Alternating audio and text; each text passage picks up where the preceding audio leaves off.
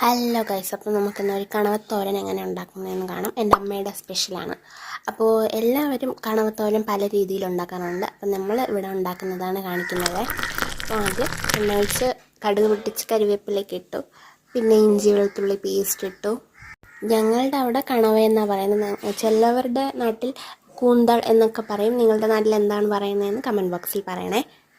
അങ്ങനെ കണവ തട്ടി അതിന് ആവശ്യമായിട്ടുള്ള ഉപ്പ് നമുക്ക് ആഡ് ചെയ്ത് കൊടുക്കാം.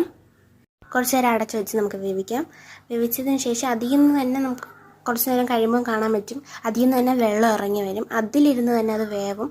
അഥവാ വെന്തില്ല എന്ന് തോന്നണമെങ്കിൽ മാത്രം കുറച്ച് വെള്ളം കൂടി ആഡ് ചെയ്ത് കൊടുത്ത് വേവിച്ചാൽ മതി. എന്നിട്ടാണ് നമ്മൾ സവാള ആഡ് ചെയ്ത് കൊടുക്കുന്നത്. അതിന് ശേഷം നമുക്ക് അതിന് വേണ്ടിയിട്ടുള്ള അരപ്പ് റെഡിയാക്കാം. അപ്പോൾ തേങ്ങ, കുറച്ച് മഞ്ഞൾപ്പൊടി, മുളക് പൊടി നിങ്ങൾക്ക് ആവശ്യത്തിനനുസരിച്ച് ചേർത്തോണേ. പിന്നെ മസാലപ്പൊടി ചേർത്ത് നമുക്ക് മിക്സിയിലിട്ട് ഒന്ന് ജസ്റ്റ് ഒന്ന് ക്രഷ് ചെയ്തെടുക്കാം.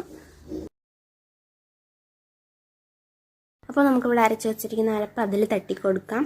തട്ടിക്കൊടുത്തതിന് ശേഷം ഉപ്പ് കുറവാണെന്ന് തോന്നുകയാണെങ്കിൽ കുറച്ച് ഉപ്പ് കൂടെ ആഡ് ചെയ്ത് കൊടുക്കാം. ഞാനിവിടെ ആഡ് ചെയ്ത് കൊടുക്കുന്നുണ്ട്.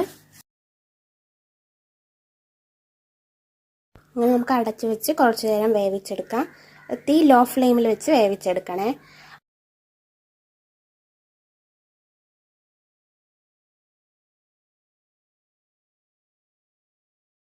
അപ്പോൾ ലാസ്റ്റ് ആയതിനു ശേഷം നമുക്ക് എണ്ണ ഒഴിച്ചു കൊടുക്കാം.